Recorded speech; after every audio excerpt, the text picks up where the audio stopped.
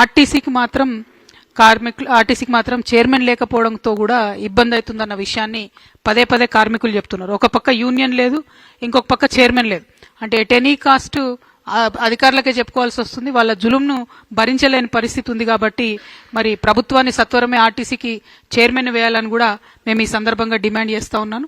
At the same time విద్యార్థులు, వికలాంగులు, జర్నలిస్టులకు సంబంధించిన బస్ పాస్లు ఏవైతే ఉంటాయో అవేవి కూడా రియంబర్స్మెంట్ చేయడం లేదు. వాటిని రియంబర్స్ చేయాలని కూడా నేను కోరుతా ఉన్నాను. మరి హాజరైనటువంటి పత్రికా మిత్రులకు, ప్రజలకు అల్టిమేట్గా కోరేది ఒకటే, ఆర్టీసీని బతికించుకుందాం. సామాన్యుడికి ఏదైతే ట్రాన్స్పోర్ట్గా వ్యవహరిస్తుందో అటువంటి ఆర్టీసీ సంస్థను ప్రైవేటీకరణ చేసేటటువంటి కుట్ర ఏదైతే ఉందో దాన్ని అందరం కూడా కలిసి సమిష్టిగా అడ్డుకోవాలి. ఆ కార్మికుల యొక్క సంక్షేమం కోసం కృషి చేయాలనే ఉద్దేశంతో జాగృతి ముందుకు నడుస్తుందని తెలియజేస్తూ సెలవు. Thank you. జై తెలంగాణ, జై జాగృతి.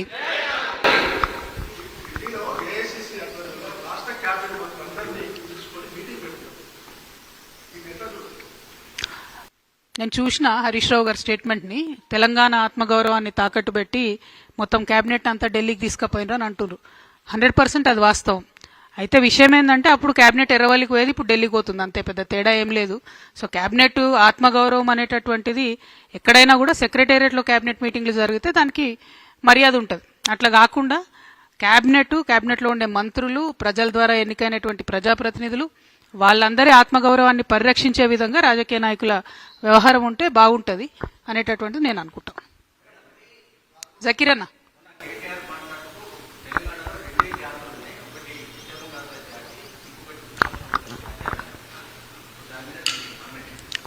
%100%.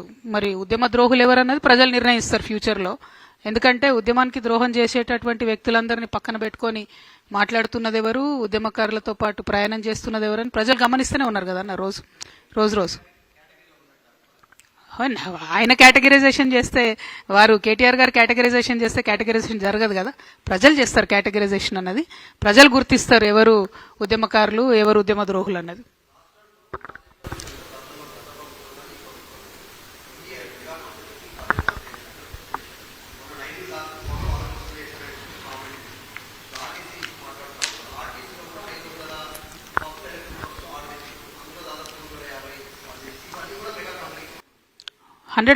ఆర్టీసీ అనేది మెగా కంపెనీకి దారదత్తం చేయడానికే ప్రైవేటీకరణ అనేటటువంటి సూత్రం వచ్చింది. ఎలక్ట్రిక్ బస్సులు కావాలి, పర్యావరణాన్ని పరిరక్షించాలని అందరం కూడా అంటున్నాం. కాకపోతే పాయింట్ ఏంటంటే ఆ ఎలక్ట్రిక్ బస్సులు ఆర్టీసీ ఓనర్షిప్లో నడవాలి. దానికి మన గవర్నమెంట్ అంటే మన ఆర్టీసీ డ్రైవర్ ఉండాలి. శిక్షణ విషయంలో కావచ్చు, క్రమశిక్షణ విషయంలో కావచ్చు, ఆర్టీసీ స్టాఫ్ ఉండే ట్రైనింగ్ వేరుంటుంది, ప్రైవేట్గా తీసుకునే పిల్లల ట్రైనింగ్ వేరే ఉంటుంది. ఇప్పుడు ఆ ఎలక్ట్రిక్ బస్సులు పెట్టి అవుట్సోర్సింగ్ పెట్టి కండక్టర్ డ్యూటీ కూడా డ్రైవరే చేసే పరిస్థితి వస్తున్నది. మామూలుగా యావరేజ్గా ఒక ఆర్టీసీ బస్సుకి 6 కార్మికులు బతుకుతారు. ఈ గవర్నమెంట్ వచ్చినాక ఏం చేసింది, ఆ రేషియోను 3కి తగ్గించింది. అంటే చాలా వేగంగా ప్రైవేటీకరణ వైపు వెళ్తున్నది. అది కరెక్ట్ కాదు, ఎవరికి కరెక్ట్ కాదు. అది రాష్ట్రానికి కరెక్ట్ కాదు, ఆర్టీసీకి కరెక్ట్ కాదు. పర్యావరణాన్ని సరిచేయాలనుకుంటే మన ఓనర్షిప్ అనేటటువంటిది ఎలక్ట్రిక్ బస్సులది గవర్నమెంట్ దగ్గర ఉండాలి. ఎందుకు అద్దెకు తీసుకుంటున్నారు? ఆ అద్దెకు ఉండే కండిషన్లు ఏంది, మళ్ళీ ఎప్పుడు ఇస్తారంటే అల్టిమేట్గా ప్రైవేట్ వ్యక్తులకు, ప్రైవేట్ సంస్థలకు లాభం చేస్తున్నారు అనేది క్లియర్గా తెలుస్తున్నది. Thank you. అది తప్పు. యాక్చువల్లీ మంచి టాపిక్ గుర్తు చేసినావు బ్రదర్. JNURM అనే స్కీమ్ ఉంటుంది. దాంట్లో ఒక్కొక్క బస్సుకు 36 లక్షలు గ్రాంట్ వస్తుంది.